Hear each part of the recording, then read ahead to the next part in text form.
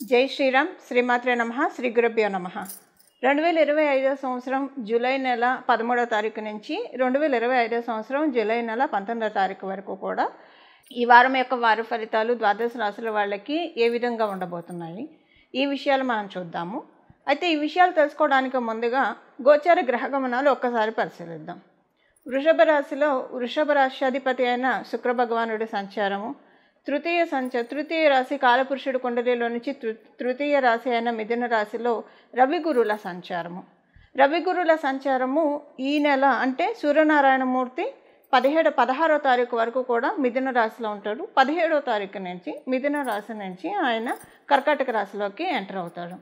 అలాగే కర్కాటక రాశిలో బుధ భగవానుడు సంచారము, బుధ భగవానుడు 19వ తారీఖు వక్రగతిలోకి వెళ్తున్నాడు. సింహరాశిలో మంగళ కేతు సంచారము, కుంభరాశిలో రాహు భగవానుడి సంచారము, ఆఖరిదైన మీనరాశిలో శనీశ్వరుడు సంచారము. అన్ని రాశుల్ని చాలా చక్కగా చుట్టబట్టి వచ్చే ఏ గ్రహం యొక్క ఏ రెండు గ్రహాల యొక్క గమనాల ఆధారంగా మనం తిథుల్ని లెక్కగడతామో అలాంటి గ్రహాల్లో ఒకటైన చంద్ర భగవానుడు చాలా ఫాస్ట్గా తిరుగుతాడు. ఆయన ఈ వారంలో మకర రాశి మొదలుకొని మేషరాశి వరకు ఆయన సంచారం సాగుతుంది. అంటే మకర రాశి, కుంభరాశి, మీనరాశి, మేషరాశి ఈ 4 రాశుల్లో ఆయన సంచారం సాగుతుంది. ఈ రాశుల ఈ గ్రహగమనాల రీత్యా ఈ వారము ద్వాదశ రాశుల వాళ్ళకి ఎలాంటి ఫలితాలు ఉండబోతున్నాయి అన్న విషయాన్ని మనం చూద్దాం. అయితే ఈ వారంలో ఏమన్నా ప్రత్యేక అంశం ఉందా అంటే డెఫినెట్గా ఒక చిన్న పాయింట్ అయితే మనకి గోచర గ్రహస్థితులు సూచిస్తున్నాయి. ఇది అందరికీ అప్లికేబిలిటీ ఉంటుంది. అయితే ఈ అప్లికేబిలిటీ అనేది మనం వాడుకునే దాన్ని బట్టి ఉంటుంది. ఇప్పుడు ఇది మీకు అర్థమయ్యే విధంగా చెప్పాలంటే అసలు ఫస్ట్ ఆ విషయం ఏంటో చెప్పి అప్పుడు నేను అప్లికేబిలిటీ ఎలా చేసుకోవాలో మీకు చెప్తాను. ఎగ్జాంపుల్, మిథున రాశిలో గురు భగవానుడి సంచారం చాలా మంచిది అంటే యాక్చువల్గా కాలపురుషుడు కుండలిలోంచి తృతీయ స్థానం గురు భగవానుడికి బృహస్పతికి మారక స్థానం అని చెప్తుంది జ్యోతిష శాస్త్రం.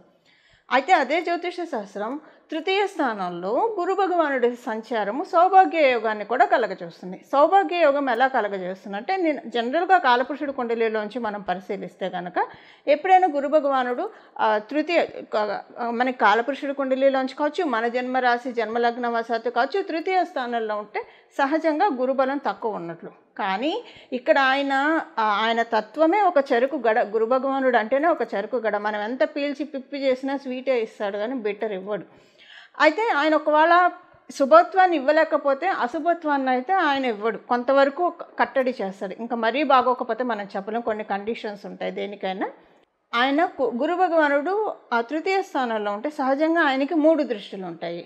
పంచమ దృష్టి, సప్తమ దృష్టి, నవమ దృష్టి. సప్తమ దృష్టి ప్రతి గ్రహానికి ఉంటుంది. అయితే కొన్ని గ్రహాలకి ప్రత్యేక దృష్టిలు ఉంటాయి. అందులో ఒకటి ఏంటంటే గురు భగవానుడికి 5వ స్థానము, 9వ స్థానం ఇది ఆయన ప్రత్యేక దృష్టి. సప్తమ స్థానం ప్రతి గ్రహానికి ఉంటుంది. అయితే అలాగే మంగళకి 4వ స్థానము, 8వ స్థానము ఈ 2 ఆయన ప్రత్యేక దృష్టిలు. దాంతోపాటు మనం ఇది చూసుకుంటే శనీశ్వరుని చూసుకుంటే తృతీయ స్థానం, 10వ స్థానం ఈ 3 గ్రహాలకి ప్రత్యేక దృష్టిలో ఉంటాయి. అలాగే రాహు భగవానుడు కూడా పంచమ దృష్టి, నవమ దృష్టితోటి చూస్తాడు. అయితే ఇప్పుడు మనం చూడాల్సిన అంశం ఏంటంటే గురు భగవానుడి వరకు మనం తీసుకుంటే ఈ వారం మనకి అది ఈ సంవత్సరం అంతా అప్లికేబిలిటీ ఉంటుంది. సో ఈ సౌభాగ్య యోగం ఏంటంటే ఆయన పంచమ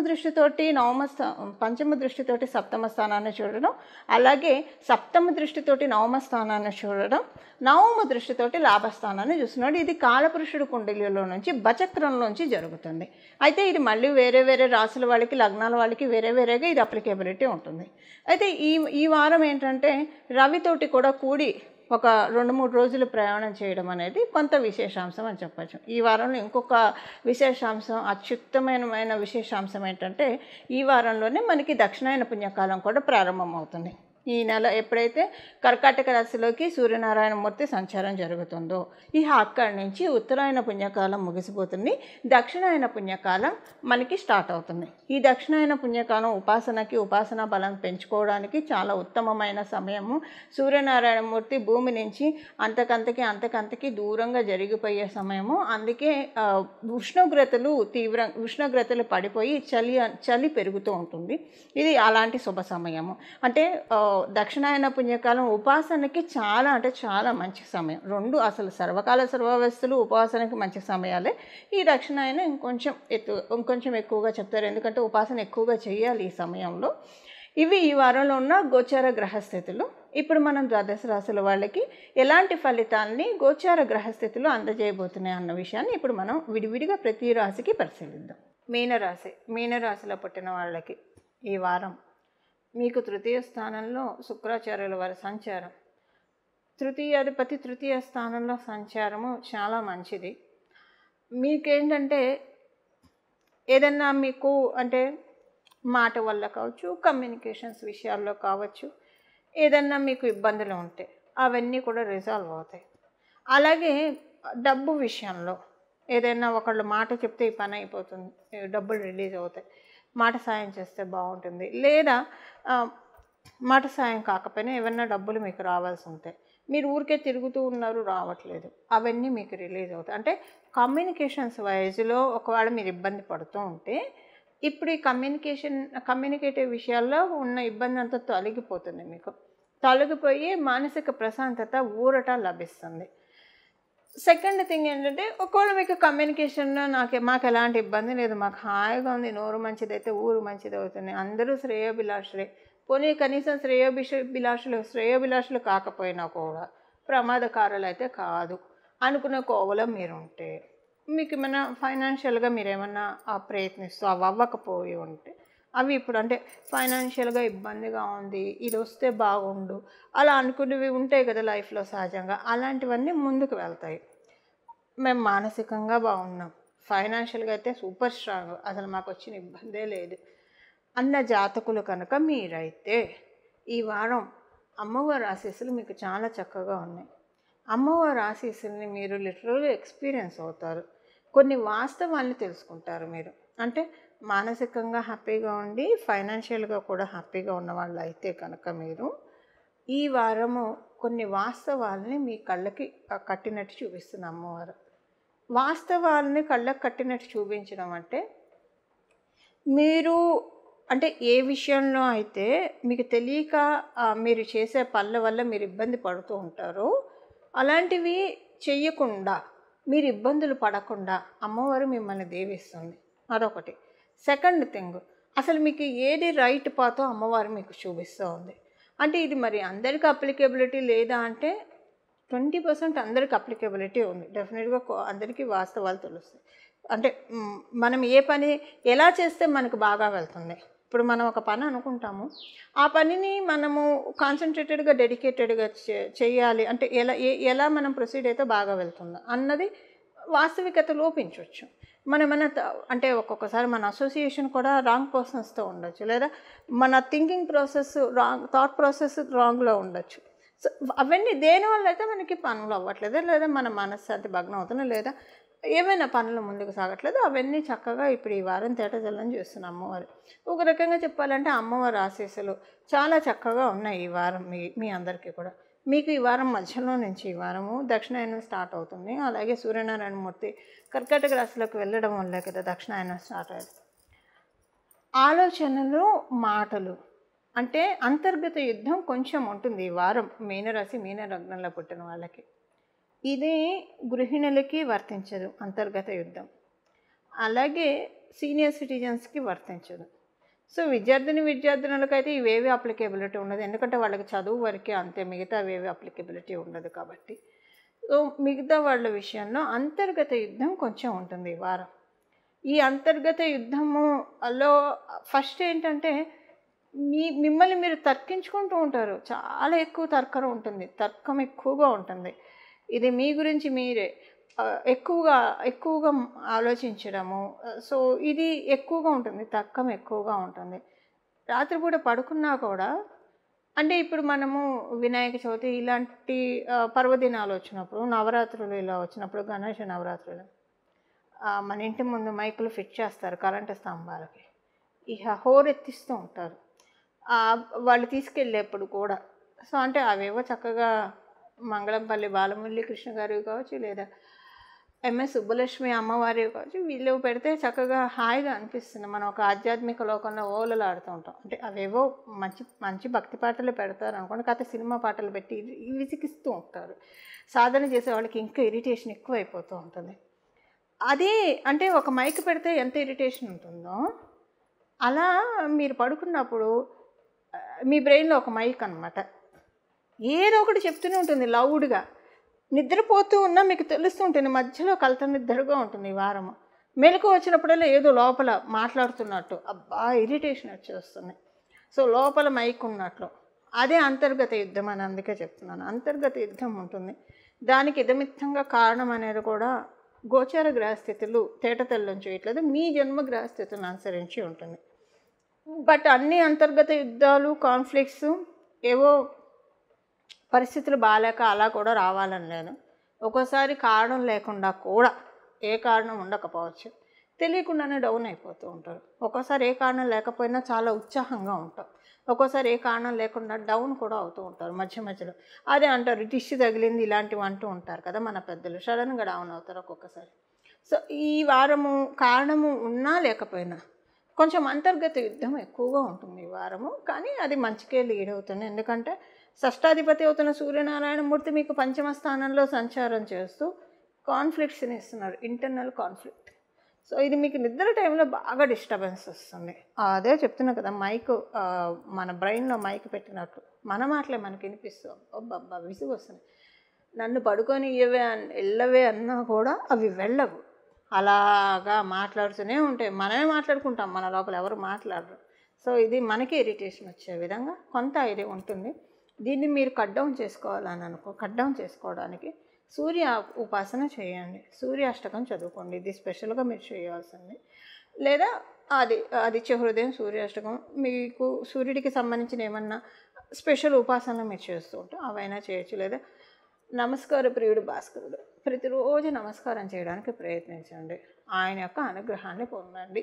అప్పుడు మీకు ఈ ప్రాబ్లం ఉండదు. ఇదొకటి కొంచెం ఇబ్బంది కలిగే అంశము మీనరాశి మీన లగ్నంలో పుట్టిన వాళ్ళకి ఈ వారం మటుకు ఉంది. మిగతాదంతా కూడా బాగా ఉంది. ఫైనాన్షియల్గా వచ్చిన ఇబ్బంది ఏం లేదు, పురోభివృద్ధికి వచ్చిన ఇబ్బంది ఏం లేదు. విద్యార్థినులకి చాలా చక్కటి శుభ సమయం. గృహిణులకి ఇంటర్నల్ కాన్ఫ్లిక్ట్స్ ఇవి మీకు పెద్దగా అప్లికేబిలిటీ ఉండదు. గృహిణులకి, సీనియర్ సిటిజన్స్కి, కేవలంగా వృత్తి వ్యాపారాల్లో ఉన్న వాళ్ళకి మాత్రం. ఎందుకంటే సూర్యనారాయణమూర్తి ఆయన మేషరాశిలో బాగా ఎగ్జాల్టేషన్లో ఉంటాడు. అది మనము సింహరాశి నుంచి చూసుకుంటే నవమ స్థానం అవుతుంది. ఈ నవమ స్థానంలో ఆయన ఎగ్జాల్టేషన్ అనేది, నవమ స్థానం అనేది ధర్మస్థానము. సో మనం చేసే వృత్తి వ్యాపారాన్ని సూచిస్తుంది. సో అందువల్ల కొంత వృత్తి వ్యాపారాల్లో ఉన్న వాళ్ళకి ఇంటర్నల్ కాన్ఫ్లిక్ట్స్ కొంత ఉంటుంది. బట్ ఏది జరిగినా మన మంచికే. ఇది జరగడం కూడా ఒక రకంగా చెప్పాలంటే చాలా మంచి, కానీ మీకు ఈ వారం అయ్యాక అర్థమవుతుంది. ఈ వారం కొంచెం ఇరిటేషన్ ఉండొచ్చు గాక, కానీ నెక్స్ట్ వీక్ ఆ పై వీక్ అబ్బా చాలా మంచిదైంది. ఇంటర్నల్ కాన్ఫ్లిక్ట్స్ తోటి మనం రిఫైన్ చేసుకున్నాం రా దేవుడా అని అనుకునే సిచ్యువేషన్స్ డెఫినెట్గా చూస్తారు మీనరాశి మీన లగ్నంలో పుట్టిన వాళ్ళకి. ఇవి ఈ వారం యొక్క గోచార గ్రహస్థితుల ఫలితాలు. ఈ వారం చేసుకోవాల్సిన పరిహారం ఒక చిన్న నామజపము. దీన్ని మీరు మంత్రంగాను, బీజాక్షరాలు చేరిస్తే మంత్రంగాను అనుష్ఠించవచ్చు. అంటే మీరు స్నానమైన వెంటనే శుచులయ్యి అప్పుడు మీరు మంత్రంగా చదవచ్చు, ఓంకారాన్ని చేర్చుకొని. లేదు సర్వకాల సర్వవస్థలందు పఠించాలి అంటే కనుక ఓంకారం ఇలాంటివి చేర్చకుండా నామంగా కేవలం నామమాత్రంగా చదివితే అది నామజపం అవుతుంది. ఈ వారం మనకి దక్షిణాయన పుణ్యకాలం ప్రారంభం అవుతుంది కాబట్టి ఎప్పుడైనా మనం గుర్తుపెట్టుకోవాల్సిన విషయం ఏంటంటే, మనకి ఉత్తరాయణ పుణ్యకాలం, దక్షిణాయన పుణ్యకాలం. ఉత్తరాయణ పుణ్యకాలం దేవతలకి పగటి సమయము, దక్షిణాయన పుణ్యకాలం దేవతలకి రాత్రి సమయము. సో మనకి కాలగతులు 6 నెలలు రాత్రి, 6 నెలలు పగలు దేవతలకి ఇలా ఉంటుంది. ఎప్పుడైనా సరే ఒక్కటైతే బాగా గుర్తుపెట్టుకోండి, ఇది చాలా బాగా ఎక్స్పీరియన్స్ అయి చెప్తున్నమాట. ఈ కరెక్ట్గా సూర్యనారాయణమూర్తి ప్రతి నెల ఆయన సంక్రమణం చేసే సమయం చాలా అంటే చాలా పవిత్రమైన టైం. ఆ రోజు వరకు అయితే చాలా పవిత్రమైన సమయం. ఆయన ఒక రాశి నుంచి ఇంకో రాశికి మారేప్పుడు కొన్ని గ్రహాలకి బృహస్పతి మారితే పుష్కరాలు వస్తాయి. అలాగే సూర్యనారాయణమూర్తి ఒక రాశి నుంచి ఒక రాశికి మారుతున్న ఆ ఒక్కరోజు ఏదైతే ఉంటుందో ఆ సంక్రమణ సమయం అనేది చాలా పవిత్రమైన సమయము. అన్ని రాశుల్లోకి మారినప్పుడు పవిత్రమైన సమయము. ఆయన ప్రత్యేకించి కర్కాటక రాశి అలాగే మకర రాశిలోకి ఆయన ఎంటర్ అయ్యేప్పుడు చాలా అంటే చాలా పవిత్రమైన రోజులు. ఎందుకంటే కర్కాటక రాశిలోకి ఆయన ఎంటర్ అయినప్పుడు దక్షిణాయన పుణ్యకాలం ప్రారంభమవుతుంది. అలాగే మకర రాశిలోకి ఆయన వచ్చినప్పుడు ఉత్తరాయణ పుణ్యకాలం మకర సంక్రాంతితోటి మనకి ప్రారంభమవుతుంది. ఇదంతా ఎందుకు చెప్తున్నానంటే ఇలాంటి పుణ్యకాలాలు మనకి ఈ 6 నెలలు బాగుండాలంటే కరెక్ట్గా ఇలాంటి రోజుల్లో బాగా పట్టుకోవాలన్నమాట. ఇలాంటి రోజుల్లో బాగా పట్టుకుంటే మనకి చాలా మంచి ఫలితాలు వస్తాయి. ఇది నేను ప్రత్యక్షంగా అనుభవించి చెప్తున్నానండి. మనకి సత్యనారాయణ స్వామి వ్రతకథలో కూడా ఉంటుంది. రవి సంక్రమణ దినాలలో అలాగే ఏకాదశి రోజు పౌర్ణమి రోజు ఇలాగా మనం సత్యదేవుని వ్రతకథ చేసుకుంటే చాలా మంచిదని. ఈరోజు కుదిరితే సత్యనారాయణ స్వామి వ్రతం చేసుకోవడానికి ప్రయత్నించండి. ఒకవేళ కుదరకపోతే మీ ఇంటి దగ్గర సత్యదేవుని ఆలయాలు ఏమైనా ఉంటే వాటిని వెళ్ళి దర్శించుకోరావడానికి ప్రయత్నించండి. అది కుదరలేదు, ఎవరికైనా కొంత అన్నదానం చేయడానికి ప్రయత్నించండి. అది కూడా కుదరలేదు. ఇప్పుడు నేను చెప్పబోయే నామాన్ని ఈ రోజంతా కూడా ఈ వారం అంతా జపించుకోండి. ఈ రోజంతా జపించుకోవడానికి ప్రయత్నించండి. కర్కాటక రాశిలో సూర్యనారాయణమూర్తి సంచారం, కర్కాటక రాష్ట్రాధిపతి చంద్రుడు, అలాగే అందులో సూర్యనారాయణమూర్తి సంచారము. తిథులు మనకి ఈ 2 గ్రహాల వల్లే మనకి తిథులు ఏర్పడతాయి. సో మనకి 6 నెలలు కూడా సక్రమంగా సాగాలంటే ఇప్పుడు మనం తెలుసుకోబోయే ఈ నామాన్ని జపించుకుంటే అసలు ఇది అత్యంత మహిమాన్వితమైన నామము. ఈ నామం తలుచుకోవడం చేతి మనకి మానసిక సంతృష్టి వస్తుంది. ఇప్పుడు మనం చాలామందిని చూస్తూ ఉంటే మానసికంగా బాగా నలిగిపోతూ ఉంటారు. మానసిక ఒత్తిడి టాకిల్ చేయడం అనేది చాలా కష్టం. ఒక్కోసారి శారీరకంగా వచ్చినా భరించగలుగుతారు, కానివ్వండి మానసికంగా ఒక్కొక్కసారి వచ్చే ఒత్తిడి ఉంటుంది చూసారు. శారీరకంగా అయితే కనీసం బయటికి కనిపిస్తుంది, మానసికంగా నలిగే ఒత్తిడి మటుకు అంతా ఎంత కాదు, ఎవరికి కనిపించదు. ఎంత నలిగిపోతారు, చిత్రహింసలకు గురవుతారు. ఇలా గురవ్వకుండా ఉండడానికి ఈరోజు మనం చేసుకోవాల్సిన నామం, మనం ఈ రోజంతా చేసుకోవాల్సిన నామము మనం ఒకసారి చూద్దాము. అలాగే ఈ వారమంతా కూడా చేస్తే మంచిది. ఆ నామం వచ్చేసేసి పరమశివుడికి సంబంధించిన నామం. చంద్రశేఖర పాహిమం చంద్రశేఖర రక్షమం, చంద్రశేఖర పాహిమం చంద్రశేఖర రక్షమం, చంద్రశేఖర పాహిమం చంద్రశేఖర రక్షమం. ఈ నామాన్ని జపించుకోండి. అంటే ఇంకా నేను మంత్ర రూపంలో ఇవ్వట్లేదు, నామరూపంలోనే ఇస్తున్నాను. మీరు స్నానం చేసాక కూడా నామరూపంలో అయితే జపించుకోవచ్చు. సర్వకాల సర్వావస్థలందు నామ జపానికి ఎలాంటి తప్పు లేదు కాబట్టి, ఎలాంటి నియమాలు కూడా లేదు కాబట్టి ఫస్ట్ మంత్రం అనుకున్నా కానీ ఈ నామం అయితే చాలా బాగా ఉంటుంది. ఎందుకంటే సూర్యనారాయణమూర్తి కర్కాటక రాశిలో సంచారం అనేది ఇక్కడ మనం చంద్రశేఖరుని స్మరించుకోవడం వల్ల పౌర్ణమి యోగం అని అంటాం దీన్ని. ఎలా పౌర్ణమి యోగము? ఎప్పుడైనా సూర్యనారాయణమూర్తి నుంచి మొత్తం శక్తిని కాంతిని చంద్రుడు గ్రహించి చక్కగా జాబిలి మనకి పిండి వెన్నెల్ని కురిపిస్తున్న శరత్కాలంలో అలాంటి పిండి వెన్నెలని అంటే మానసిక ప్రశాంతతని మనం తీసుకోవాలంటే పరమశివుడి తలపైన ఉన్న చంద్రశేఖరం, మనం చంద్రుడిని ధరించాడు కాబట్టి చంద్రశేఖరుడు అని చెప్తాం. ఈ నామంతో కనుక స్వామివారిని ధ్యానిస్తే మనసుకి ఎంత ప్రశాంతత ఉంటుందంటే ఇది మాటల్లో చెప్పలేమండి. ఎవరికి వారు అనుభవించి తీరాలి. ఒక్కసారి మానసిక ప్రశాంతత ఎలా ఉంటుంది అనేది ఒక్కసారి ఎక్స్పీరియన్స్ అవ్వండి. తర్వాత ఈ నామాన్ని మీరు వదలమన్నా వదలరు, అంత అద్భుతంగా పనిచేస్తుంది. ది బెస్ట్ మెడిసిన్ ఈ నామం అని చెప్పడంలో ఎలాంటి సందేహం లేదు. భగవంతుడి మీద పూనికతోటి, భగవంతుడి మీద నమ్మకంతో ఈ నామాన్ని మనమందరం జపించి మనకున్న అంటే భగవంతుడి నామాన్ని జపించడం వల్ల ఆయనకి మనం చేసే ఫేవర్ అంటూ ఏమీ ఉండదు. మనల్ని మనం ఉద్ధరించుకోవడానికే భగవంతుడిని పూజించేది, ప్రార్థించేది దేనికైనా సరే. సో ఈ నామాన్ని పట్టుకొని చక్కగా ఉన్నాం. దక్షిణాయన పుణ్యకాలం కావచ్చు, ఉత్తరాయణ పుణ్యకాలం కావచ్చు, ఆత్మీయ బంధువులారా ఈ రోజులను మటుకు అస్సలు విడిచిపెట్టకండి. మనకున్న ఈ 6 నెలలు బాగా ఉండాలంటే ఈ 2 రోజులు అంటే విడిగా కూడా మనం చేసుకోవాలి. ప్రత్యేకించి ఈ 2 రోజులు ఇప్పుడు మీరు మీ పుట్టినరోజు మీ పెళ్లి రోజు వస్తే ఎంత స్పెషల్గా సెలబ్రేట్ చేసుకుంటారు. అలా భగవంతుడు పుట్టినరోజులాగా భావించి స్పెషల్గా ఇంటికి మామిడి తోరణాలు కట్టడం, గడపలకి పసుపు రాయడము, ప్రత్యేకమైన ఆరాధనలు చేయడం ఇంట్లో ఇలాంటివి, లేదా రోజంతా కూడా వీలైనంత వరకు ఈ సోషల్ బజ్కి దూరంగా, అన్నిటికీ దూరంగా, అంటే ఒక రకంగా చెప్పాలంటే ఈ ఒక్కరోజు వరకన్నా కనీసం ఇహానికి దూరంగా పరానికి దగ్గరగా ఉండడానికి ప్రయత్నించండి. పరానికి దగ్గరగా ఉండాలంటే పరదేవతను పట్టుకోవాలి. అమ్మవారు కావచ్చు, అయ్యవారు కావచ్చు, మీ ఇష్టం ఎవరినైనా పట్టుకోండి. ఈ నామాన్ని కనుక ఈ రోజంతా జపించడం వల్ల, ఇది నేను ప్రత్యేకించి అనుభవించి చెప్తున్నాను, దక్షిణాయనం ఉత్తరాయణం ఈ 2 కాలాల్లో మనం పట్టుకుంటే కనుక అసలు 6 నెలలు కూడా చాలా చక్కగా వెళ్తాయి. ఎంత ప్రశాంతంగా ఉంటుందంటే అసలంటూ కష్టాలంటూ ఎవరికి రాకుండా ఉండడం అయితే అది కల్లా. ఎవరికైనా సరే, ఎంత మహానుభావులకైనా, ఎంత ఉత్తమ పురుషులకైనా, ఎవరికైనా ఇబ్బందులు అనేది మానవులుగా పుట్టినప్పుడు సర్వసాధారణం. నలమహారాజు, సత్యహరిశ్చంద్రుడు అలాంటి వాళ్ళకే తప్పలేదు, మనమెంత పిపీలకం. సో కానీ ఉన్నంతలో ఫిల్టర్ చేసుకోవడమే, మనకున్న కష్టాన్ని ఫిల్టర్ చేసుకొని తగ్గించుకోవడమే. ఆ ప్రయత్నంలోనే ఈ నామజపము మనం అందరం చేద్దాము. పరమశివుడు అత్యంత దయాలు, అత్యంత కృపాలు, పిలిచిన వెంటనే పలుకుతాడు. భక్తి అనే పుష్పాన్ని సమర్పించి ఈ నామాన్ని జపించి మనం అందరం కూడా ముక్తి పొందడానికి ప్రయత్నిద్దాం. మంగళం. నమో భగవతే వాసుదేవాయ.